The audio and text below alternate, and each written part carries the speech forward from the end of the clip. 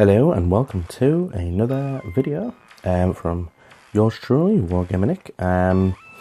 Before we begin, obviously we've not got the codex yet, but I felt like we needed to do some more videos on Orks. So we've got Kommandos. Basically, we're talking about Kommandos today, and obviously here are these bad boys here. This is currently in the Index 2, Xenos 2 Index. Obviously, we've got the ninja guy right here. The darkened blade. We've got the guy with the mask on and an axe there. We've got another ninja dude, and we've got the good old-fashioned grizzled looking power claw toting grot riding. Nope, other way around. Shut up. And then a guy with what looks like a tank buster bomb and loads of bullets and stuff. Basically some cool looking mother huggers. So this is actually currently the Mega Nobs page. I don't know why they did this, but we'll go on to the Kommandos. So Kommandos are relatively average insofar as, say, an Ork. So they have a movement of 6 inches, and that is one more than a standard boy. So it means they can move slightly faster. Weapon skill 3+, always good. Ballistic skill 5+, standard Ork. Strength 4, unless it's a knob, then it's strength 5.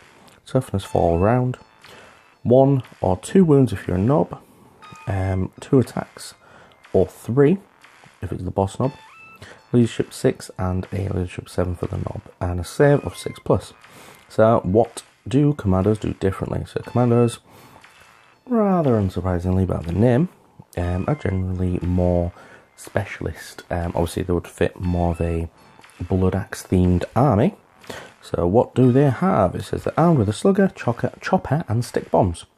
Standard Ork war gear. But it does say up to 2 Kommandos can replace their slugger with a big shooter, burner or rocket launcher. So evidently you could get these guys and you can give them either a big shooter, the burner or the rocket launcher.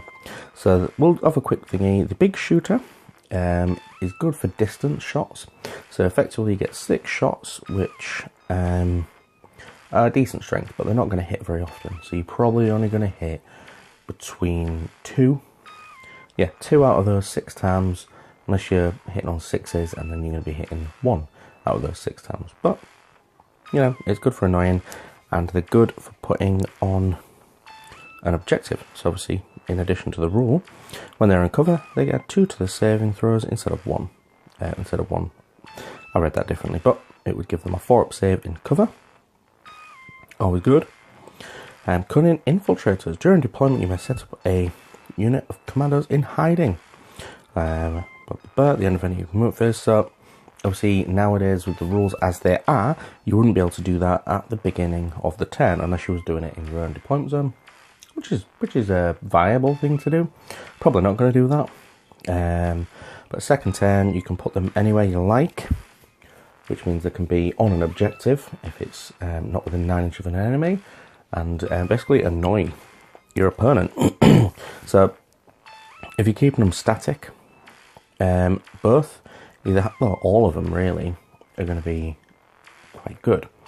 So more defensive is the burners, which is obviously going to be 2d3 or d3, and then you get 2 lots of it. Automatic hits, but within 8 inches. That's the downside.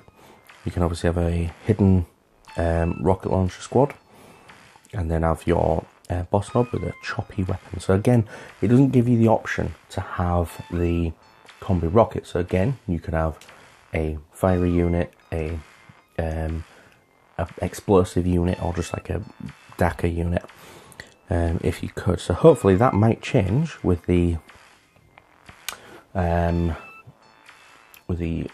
release of the codex anytime soon, in October, obviously.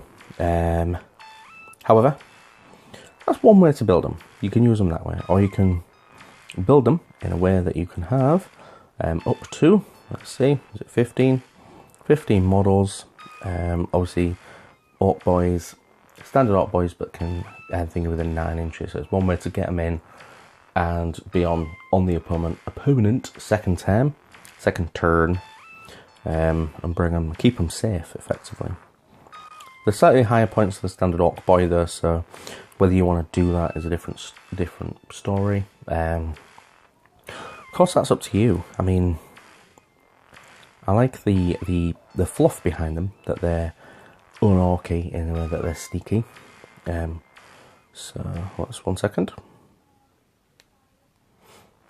So overall, let's have a look at the keywords. Basically, infantry and commandos. So you could possibly get them on the board in the end of the first movement phase next to a what's his name? Good gosh, the weird boy. Put him on the board and then use his psychic power to move them onto the other side of the board. So you could get them, keep them safe from if you don't get the first round of shooting. If you do get the first round of shooting, if you do get the first round, you can still do it. But plop them on the board, send them out across the battlefield, and then give them, you know, banners and whatnot, and attack the enemy unrelentlessly. Or relentlessly, that's the other word. Damn, my words are not coming out today. So obviously it tells us on here what you get from the banner. Automatically hit, blah blah blah, that's good, but it's 8 inches, so even if you do get the 9-inch deployment, you're never really going to use the banner. I mean, I like it, but I don't.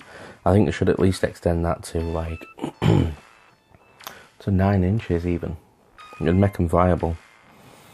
But, you know, who knows. I think we'll leave it there, and tell me what you think. I think they could be better if you was able to give them shooters, but then effectively they'd just be boys that can... Well, I mean, they are. Anyway, I'm rambling. Let me know what you think in the comments down below. Experiences you've had with these guys, and overall, your opinions. Whether you think they're worth it, or whether you just take another bucket load of boys to the battle. Right, we'll call it there. Thank you very much, and see you again.